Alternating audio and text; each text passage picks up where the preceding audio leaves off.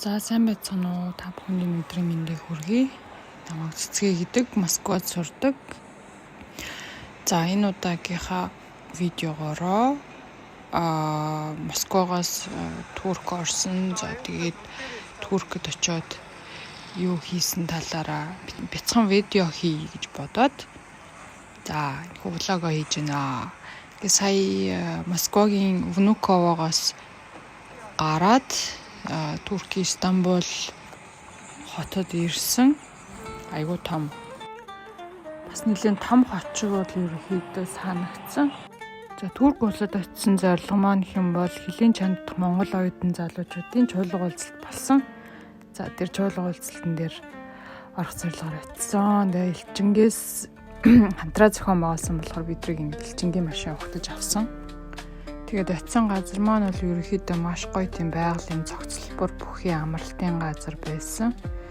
За энд нийтдээ 3 хоног оюутан залуучууд маань цуглаад бүгдээрээ тусгай хөтөлбөртэй үр дүнтэй 3 хоногийг бол өнгөрөөсөн гэж бодож байна. Монгол Улсын их сургуулийн оюутнуудад бас тавьсан Сингапурын хөгжлөөс уулзсан. Тэгэхээр Монгол Улсын их сургууль сурж байгаа олон мянган оюутан яг та бүхэндээ адилхан их орно гэсэн та бүхэндээ. За тэгээд уг арга хэмжээнд 24 орноос за 230 гаруй оюутнууд хуран цугласан.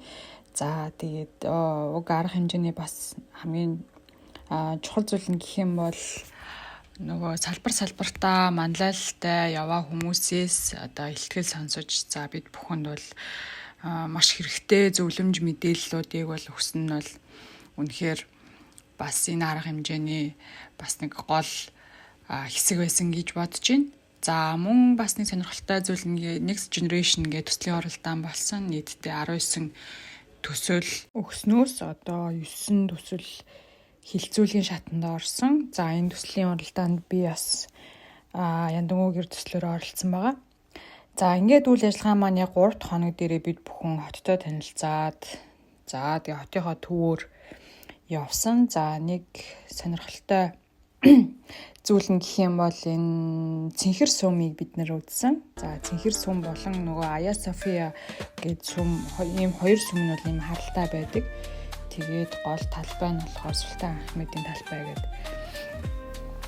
За одоо бид бүхэн цэнхэр сумын дотор талд ерөнхийдөө ороод ирчихсэн гэж харж байна. За жуулчдад бол одоо зураг авах видео хийхэд бол нээлттэй. За орохдоо бүгдээрээ гутлаа тайлаад гутлын тавиур дээр тавиад гарахтаа гутлаа аваад гардаг юм билээ. За энэхүү сум нь бол 1636 онд баригдсан. За Османы эзэнт гүрний үед баригдсан ийм сүм байсан.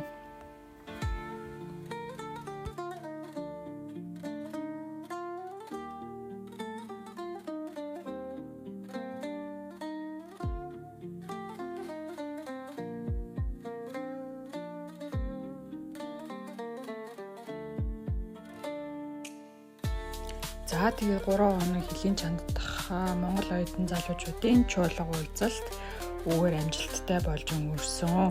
За хилийн чандад сурж байгаа нийт оюутан залуучуудаа энэхүү арга хэмжээ бол ерөнхийдөө байнга зохион байгуулагддаг юм билээ. Бүгдээрээ энэ арга хэмжээнд оролцоорой гэж бас уриалмаар байна.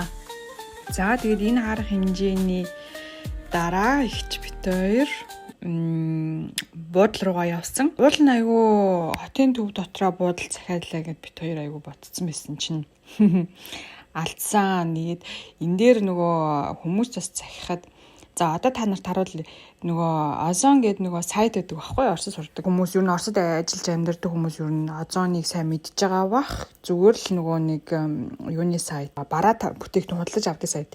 За тэр сайт дээр зочид буудал болон за мөн нислэгийн билет худалдаж авч болдог. Тэгээд тэр сайтнаас хотын төвөөс 2.4 км гэсэн байхаар нь байршлын шалгахгүй авчлаа. Тэгээд тэгсэн чинь нөгөөтгөө яг газар дээр нь очиод харсан чинь 2.4 биш. Хотын төв хүртлээ 28 км байсан.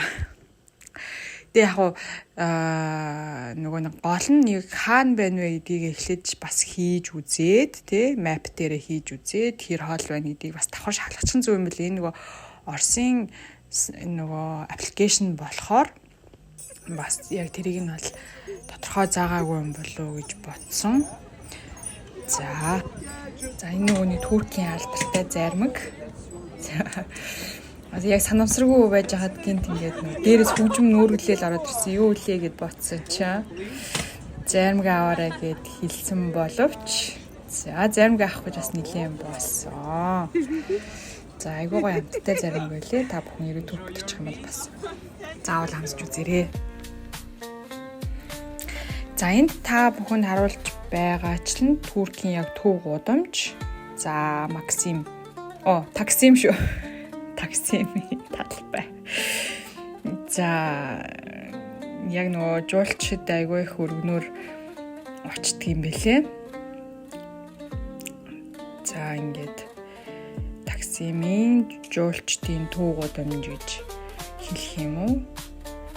За юм байсан.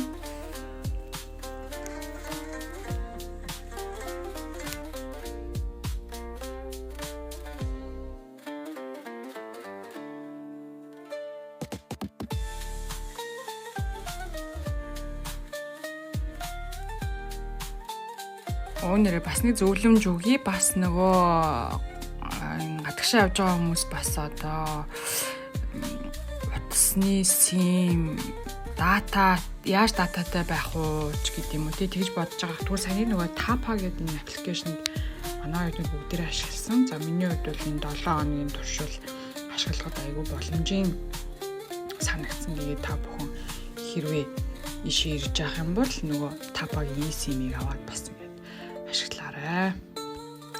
За энэ болохоор Галата Tower гэдэг Стамбулд ирсэн хүмүүс бол ер нь бол бас ирж үзэх ёстой газруудын нэг гэж үздэг юм байлээ. Тэгээ яг нөгөө яриа сонсохны болохоор ингээд хосууд анх удаага энэ одоо цамхаг руу орох юм бол ер нь насан туршдаа ингээд хамт байна гэж үздэг гэсэн ийм яриа байт юм билээ шүү. За тэгээд хосууд ирэх юм бол бас ийшээгээ заавал ороорой гэж хэлмээр байна. За энэ хотын бас нэг онцлог нь айгүй амтан дээлтэй хот шиг санагдсан. Тэгээ хотын төхөөр нь айгүй их муурнууд байт юм билээ. Тэгээ муурнууд нь нөгөө эзэнгүү юм шиг байгаа. Тэгсэн мөртлөөсөө маш царайлаг, маш тийм бүдүүн юм муурнууд айгүй их байсан. Тэгээд Стамбул хотын нэг онцлог нь нөгөө Аз, Европ твийг холбосон гэдгээрээ бас маш сонирхолтой ийм хот. За та бүхэнд харуулж байгаачлаа энэ бол одоо Босфорын хоолой буюу за баруун талаараа Европ, зүүн талаараа бол Аз гэд ингээд явдаг ийм сонирхолтой хот байгаа. За ингээд энэ хүртэл үзсэн та бүхэн баярлалаа. Баяртай.